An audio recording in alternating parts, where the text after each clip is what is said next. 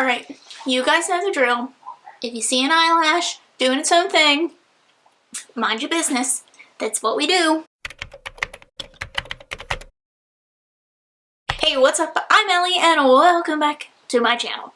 Today I'm going to be doing my October book haul. I have about 13 titles to talk about that I got, that I bought, that were gifts, that were sent to me, that I got digitally, that I got from the library. So like we got quite a selection here to talk about today. So let's go ahead and let's jump right into that. First and foremost, I do just want to thank today's sponsor, which is Disney Book Group. They so kindly not only sponsored this video, but they also sent me the first book that I'm going to talk about. I actually think they sent me the second book I'm going to talk about today too. So thank you so much to Disney Book Group for giving me the opportunity to talk about Rebel Rose. Rebel Rose is by Emma Terrio, and this is the first in the Queen's Counsel series.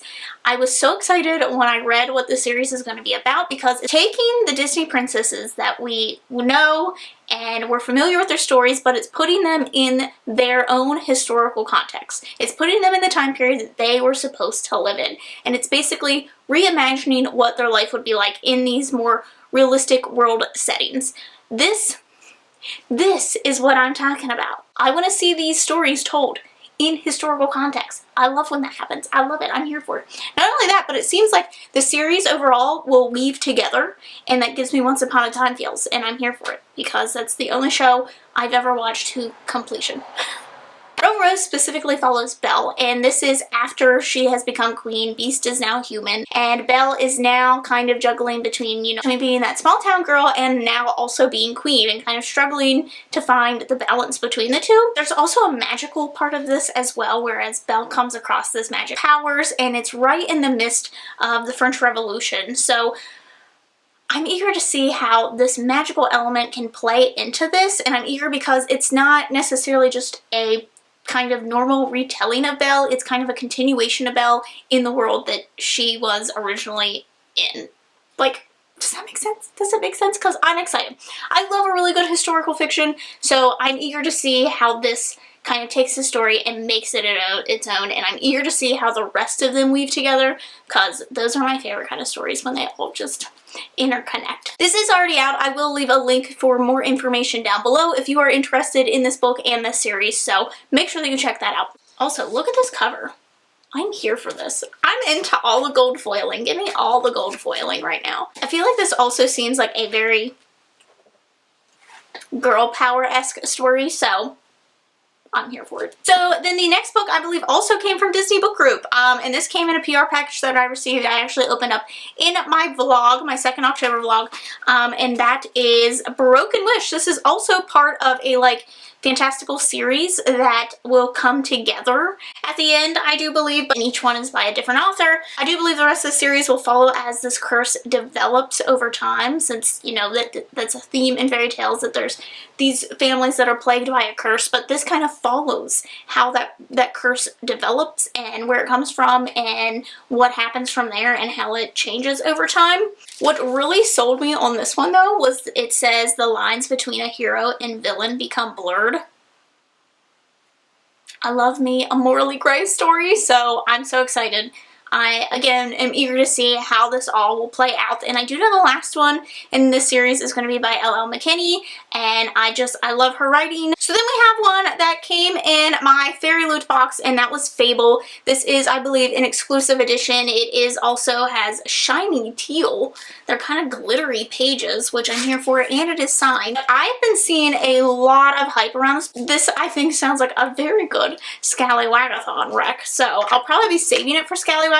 So this follows Fable, and she's been kind of abandoned by her father on this island that's kind of notorious for thieving and just all kinds of other bad stuff. And basically she has been taught this special gift by her mother in order to survive. And the main thing keeping her going is that she plans to leave the island with a crew of her own and hunt down her father. She ends up teaming up with a trader named West in order to cross the Narrows in order to kind of escape this island. And she realizes pretty quickly that he is not who he originally said that he was. And they have to survive a whole lot together. You guys know I'm a sucker for anything that kind of takes place on the sea. I'm a sucker for what seems like it could possibly maybe enemies to lovers type thing going on. I don't know. We'll see. We'll see. but I have been seeing really good reviews on it so far. Next, I received a book off my Amazon wish list, and I was so stinking happy. This just like made my day when it came in the mail.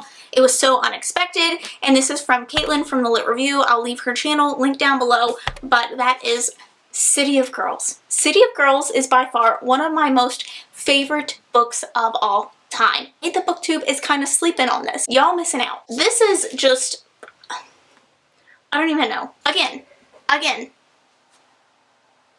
it's here. It starts out with, there is a woman writing a letter to another woman, and basically she's demanding answers as to why this woman has connections to her father. So this woman replies back, and she ends up giving basically like her whole life story, and it is about how she kind of moved away to go live in her aunt's theater, and she becomes friends with all the like dancers and workers and actresses there, and she just loves this world, and she loves being in the city.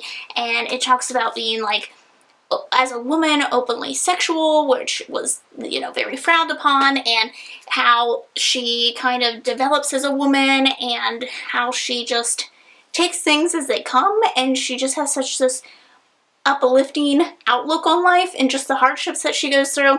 And then when we get to the part that is about the father, it is just so touching and heartwarming, and I love this story so very much. It's so beautifully written. It's such a compelling story. It's so relatable. I definitely plan on rereading this. Thank you so much, Caitlin. This is just such a great gift, and I shall cherish it. I cannot wait to do a reread of this, because it is just one of those books that I feel like I can read and feel like home. So I'm very happy to have this in my collection. I also bought myself a Deadly Education, and this is the Outcrate edition. So it is got this navy blue and kind of some gold foiling details. Beautiful back, and it is just printed directly onto the book. And then there's some gold foiling as well, and then a signature page and a letter from the author on the inside. But this is basically about this magical academy where if you fail, you end up dying, pretty much. Like, it's either pass or die. And I do believe we follow one character, and she kind of has this power that if she doesn't harness correctly, she could kill pretty much everyone. But I do believe that she ends up kind of hating on this boy that is just making life very difficult for her, and I think she ends up endangering a lot of the people around her due to her hatred for him. Maybe. I may have misread that when I read the synopsis. So, I don't know, I've been hearing really good things. I have been seeing some concerns surrounding this book about some of the representation and some of the writing, especially towards Black people in general. So, I would, you know, keep your eyes peeled when you go into this and know that there are concerns surrounding the way that it has been written. I'm very excited for this. I'm hoping to get around to this month. I'm actually surprised at how short it seems. And then another thing that I ended up stress buying myself is a collector's edition of Shadow and Bone. I do believe that this is, with this god-awful sticker, I do think that this is the UK edition, because I was thinking it was going to take longer to get here. But this one is all blue. The pages are sprayed blue. It's got this really cool artwork on the inside, but you know, Shadow and Bone is just one of those series that I really love, and I will probably try to collect all of Leigh Bardugo's kind of collector's editions of this series, because it's just one of my favorites. So I will probably be picking up more as I see them, as I come across them, as I have the money to do so. Of course, the Netflix series is coming out. I expect this to have kind of a resurgence. I expect some read-alongs to be happening, so let me know. Who's doing the read-alongs for this? And then the last thing that I ended up buying for myself was actually a copy of The Historian. If you saw my vampire video, which my pride and joy was that vampire video, if you haven't seen it, please give it a watch. I spent so many days, so many hours on that. And one of the things that I ended up reading was The Historian. However, at the library, I accidentally checked out the abridged copy. Why is there an abridged copy of this? I don't know. So, I, of course, had to get the unabridged copy, because I do plan on reading this, because it was a 5-star read. And I truly expect the full version of this to be just as amazing, because it's just written so well. It has just enough personal drama and just enough suspense and just enough paranormalness that it is just like the perfect mix. It has a very kind of dark academia feel to it, but it's got mystery, and it's just, I loved it so much. This follows a few different characters, but one of the main characters we follow is a man and his daughter, and one day he is telling his daughter about the story about how this book appeared in his library, and how basically this book comes to be about how Vlad the Impaler is still alive and he's a vampire, and then weird things start happening. And then it kind of talks about how his story goes into kind of trying to hunt down Vlad, and you get to see some of the other people who have also come across these books in their libraries and have taken on this search for Vlad. And then it follows her because now her father has disappeared, and now she is also trying to hunt down Vlad and her father. So, and there's a few other things that are in there. There's a few plot twists. There's just enough like romance and family dynamics that it's perfect. It's great. It's amazing. I highly, highly recommend this as a kind of historical vampire type book. I just think it blends the two so well. I am going to quickly talk about some of the digital things that I bought. I got some audiobooks from Libro FM. If you guys don't know, that's kind of like Audible. You pay the same price, however, you're actually buying the audiobooks through a local bookstore of your choice, an independent bookstore of your choice. So I have been choosing that over Audible.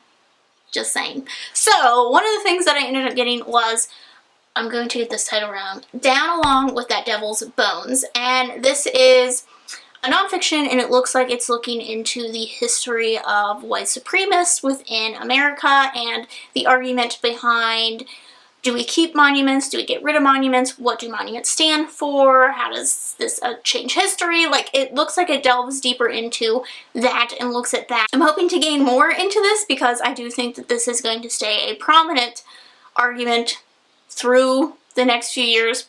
I am hoping that this will provide some sort of insight and that it will just be a very informative read. The other thing that I ended up buying was Plain Bad Heroines, and I've just been seeing so many good things about this.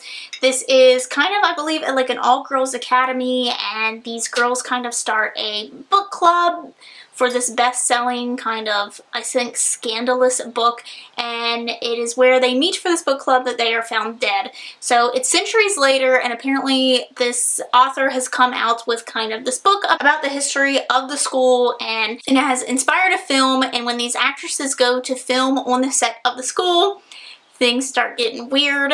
And I've heard that this is very sapphic. I've heard that it's exciting. I've heard just so many great things so far, so this is definitely top of the list for me. It seems like it's got the perfect mix. It's got a boarding school. It seems like it's got romance. It's got mystery. It's got murder. I'm here for it all. Those are all my favorite things in a book. Not in life. Not in life. And then the last few things are things that I checked out from the library. I can't honestly remember if I talked about these things or not, so here we go. One of the things that I got was Tiny Nightmares, and this is a collection of flash horror stories, and it is just based around different types of horror. It talks about how there is no set definition for horror and that we need to stop like kind of defining horror as one set thing. So it talks a little bit about that and how each story, some things are kind of paranormal, some things are about social issues. So there's definitely a mixture of stories, and I really enjoyed it. There was that, and then I also had picked up In the House in the Dark of the Woods. I wanted to get around to this October. It just didn't happen. I still might read it because it looks like it's fairly short, but this is about a woman who wanders into the woods, and kind of all this like sinister stuff is happening in the woods, and then she realizes that the stuff might actually be her. I don't know, seems kind of weird. Another one that I ended up getting was Bunnicula. I had planned on reading this for my vampire video, but it just got cut in the midst of things, you know, time limits and whatnot. So this is about a vampire bunny. It is a kid's book, I believe, like a chapter book, middle grade book. So I don't think that I've read it. If I did, it was years and years and years ago, but it is definitely something that I'm still interested in because a vampire bunny? I'm here for it. I'm here for all of it, apparently. That's just my saying of the day. Is that what I'm going to title this video? I'm here for it. The one that I got was Certain Dark Things, and I do believe that this is also a vampire book. I tried to buy a copy of this book, and it was like $70. $70! Do I just keep this one from the library? Maybe. This is by the same author who did Mexican Gothic. So this follows a young boy who is kind of just living his life, you know, just doing his thing, and then a vampire kind of swoops in. And the vampire is just trying to, you know, do her thing as well, and she doesn't plan on getting attached to this boy, but she kind of do. However, there's also a cop who is kind of hot on the trail who ends up in a string of vampire gang related things after she's following some like a line of corpses. So it sounds like it's really intriguing. I'm interested to see a more diverse vampire story, since as I read all those vampire stories and realized that they were all quite white, I think it's time for a little bit of change. The last thing that I ended up getting was Interlibrary Loan, and this is, I believe, sci-fi because it takes place in a future, and basically there are these kind of robots that have these personalities uploaded into them that can then be borrowed through the library, and this follows one who has, I believe, a mystery writer yes, he has been uploaded with the recording of a deceased mystery writer, and he's kind of loaned out or whatever, and then he is sent to a secluded seaside town where he meets a little girl who wants to save her mother, a father who is dead but perhaps not.